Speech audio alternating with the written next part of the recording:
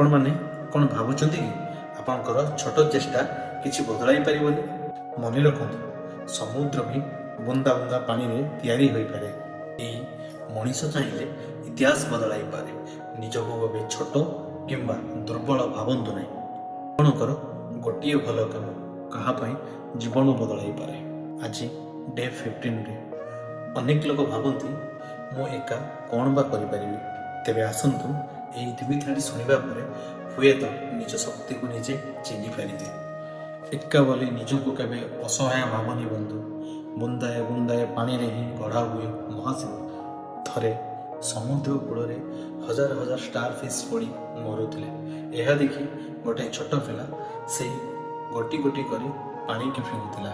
ଜଣେ ବ୍ୟକ୍ତି ପଚାରିଲେ, ଏହାଦ୍ୱାରା କ'ଣ କିଛି ଫରକ ପଡ଼ିବ? ପିଲାଟି ଗୋଟିଏ ମାଛକୁ ପାଣିରେ ଫିଙ୍ଗି କହିଲା, ଏଇ ମାଛ ପାଇଁ ତ ଫରକ ପଡ଼ିବ। ସେଦିନ ଯାଇ ମୁଁ ବୁଝିଲି, ଆପଣ ସାରା ଦୁନିଆକୁ ବଦଳାଇ ନ ପାରନ୍ତି, କିନ୍ତୁ କାହା ଜଣକ ଦୁନିଆ ନିଶ୍ଚିତ ବଦଳାଇ ପାରିବେ।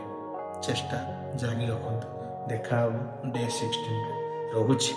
ଧନ୍ୟବାଦ।